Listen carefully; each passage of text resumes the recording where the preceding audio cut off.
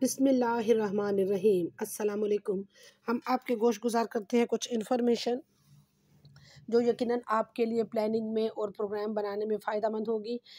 इससे पहले अगर आपने हमारा चैनल सब्सक्राइब नहीं किया तो प्लीज़ सब्सक्राइब कर लीजिए और बेल आइकन प्रेस कर दीजिए ताकि आपको मालूमात तक रसाई होती रहे। एक अच्छी ख़बर ये है कि सऊदी सिविल एसोसिएशन अथॉरिटी ने हज 2026 के लिए फ़्लाइट ऑपरेशन का शेड्यूल जारी कर दिया है।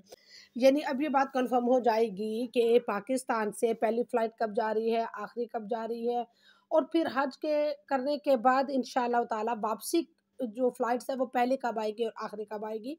आपको बताते चलें कि ये तो ओवरऑल पोजीशन है।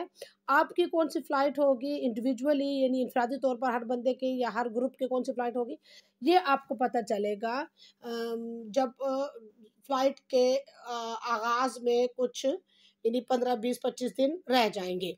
तो हम आपको फ़िलहाल ये बताते हैं कि पाकिस्तान से पहली हज फ़्लाइट 18 अप्रैल 2026 को हिजाज़ मुक़द्दस के लिए रवाना हो जाएगी और आप ये अंदाज़ा लगा लें कि मार्च में के एंड में या मिड में आपको बता दिया जाएगा कि आपकी फ़्लाइट कौन-सी है, उसका नंबर क्या है, आपने मक्का शरीफ जाना है या मदीना शरीफ जाना है और आपने किस शहर से जाना है वो तो आपने खुद भी मेंशन किया होगा और बाकी तमाम तर तफसीलात जो हैं ये आपको मार्च के मिड में या एंड में बता दी जाएंगी। वजारत ये अनाउंसमेंट बाकायदा तौर पर करेगी, उसकी तफसील भी हम आपको डिटेल में उस वक्त बता देंगे। पाकिस्तान से एक महीने तक तकरीबन जो फ़्लाइट्स हैं वो मुख्तलिफ एयरपोर्ट से हुज्जाज कराम को लेके हिजाज़ मुक़द्दस जाती हैं और कुछ आर्जी भी बनाए जाते हैं हाजी कैंप्स इन मेन हाजी कैंप्स के अलावा। जैसे हम आपको बताते हैं कि पेशावर, लाहौर, कराची, कोयटा, मुल्तान, बहावलपुर, फैसलाबाद, सक्खर, इस्लामाबाद, यहाँ से फ़्लाइट्स जो हैं वो सऊदी अरब जाएंगी, मक्का शरीफ या मदीना शरीफ। और इसके अलावा ये फ़्लाइट्स तकरीबन राउंड अबाउट 18-19 मई तक जाएंगी और जो वापसी का सिलसिला है वो हज की अदायगी के तकरीबन 4-5 दिन के बाद स्टार्ट हो जाता है। पहली फ़्लाइट्स जो है वो मदीना शरीफ जाती हैं और जो आखिर की बाद की फ़्लाइट्स होती हैं वो डायरेक्ट मक्का जाती हैं और जो बाद की फ़्लाइट्स के हुज्जाज कराम होते हैं वो हज की अदायगी के बाद फिर मदीना मुनव्वरा जा सकते हैं और उनका क़याम फिर 3 से 5 रोज़ का मदीना मुनव्वरा होता है, फिर उधर से डायरेक्ट वो पाकिस्तान वापस आ जाते हैं। रोड टू मक्का के तहत हुज्जाज कराम कराची एयरपोर्ट से और लाहौर एयरपोर्ट से जाएंगे और रोड टू मक्का के तहत मदीना शरीफ भी जहाज़ जाते हैं और मक्का शरीफ भी। दोनों शहरों में रोड टू मक्का की सहूलत प्रोवाइड की जाती है। फिर वहाँ से हुज्जाज कराम को वज़ारत मज़हबी अमूर के जो नुमाइंदे होते हैं वो आगे गाइड कर देते हैं। हम आपको बताते हैं कि जो वापसी का सिलसिला है हुज्जाज कराम की वो हज के अदायगी के 4-5 दिन के बाद स्टार्ट हो जाता है और ये सिलसिला सऊदी अरब से पाकिस्तान के लिए 30 जून तक जारी रहेगा।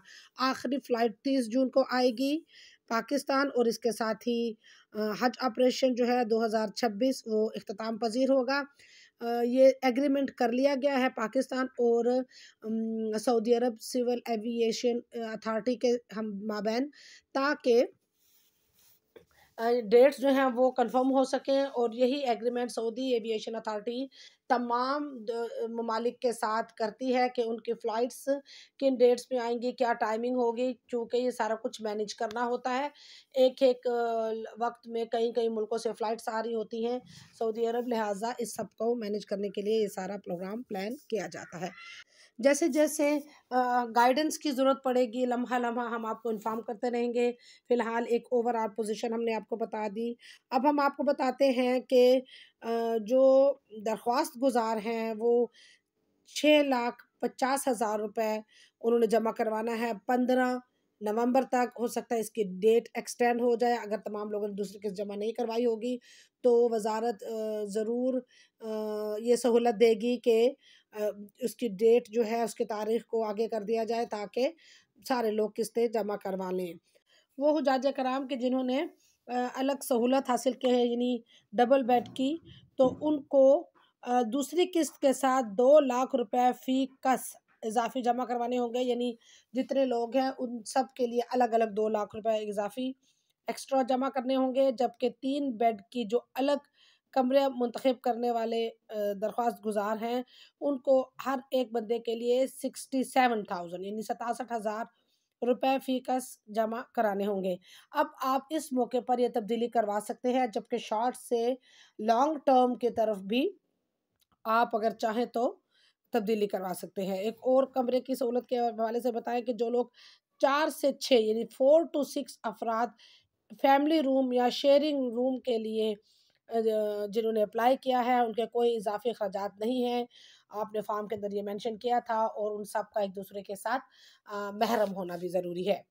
आज़मीन हज को ताकीद की जाती है। वजारत की तरफ से कहा गया है कि बैंक से दूसरी किस्त जमा कराते वक्त पैकेज की तफसीलात अच्छी तरह समझ लें और उसके मुताबिक वाजिबात जमा करवाएं, क्योंकि इसके बाद तब्दीलियां मुमकिन नहीं होती, या अगर होती भी है तो बहुत सारे मसाइल दरपेश होते हैं। लिहाजा इस वक्त आप तब्दीली करवा सकते हैं। अगर किसी दरख्वास्त गुजार फैमिली को 2 बेड अलग कमरा या 3 बेड अलग कमरा दरकार है, तो इस मौके पर आप ये तब्दीली करवाकर पैकेज तब्दील करवाकर सारी रकम जमा करवा सकते हैं।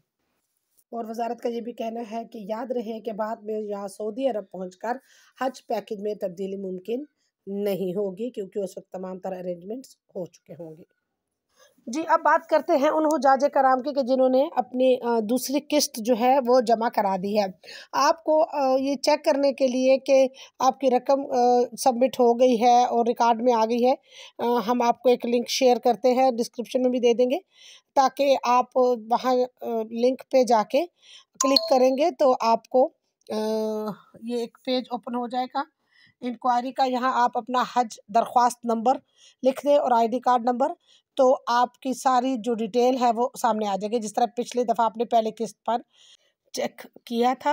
आपकी पाक हज ऐप में भी आ जाएगी, लेकिन उस पे थोड़ा सा टाइम लगेगा। यहाँ आप इंक्वायरी में जाकर मालूमात आसानी से कर लेंगे, और उस पे लिखा होगा कि सेकंड इंस्टॉलमेंट इज़ सबमिटेड। तो इस तरह से दोनों किस्तें जमा करने के बाद भी अगर आपको कोई इशू उसमें आ रहा है आपके डेटा में, तो आपको हम वो डिटेल दे देते हैं। उन जो मुतल्लिका डायरेक्टर्स हैं और हज कोऑर्डिनेटर्स हैं, उनकी तफसील बता देते हैं। आप उनसे रब्ता करके आपके डेटा में अगर कुछ गलतियां हैं तो आप उनको बता दें और दुरुस्त करवा दें, और अगर कोई तब्दीली भी करवाना चाहते हैं तो इस स्टेज पर आप करवा सकते हैं। अब मज़ीद इन्फॉर्मेशन के लिए नई वीडियो अपलोड करेंगे। तब तक इजाज़त दीजिए। अल्लाह आपका मददगार हो और आपका हामी और नासिर हो।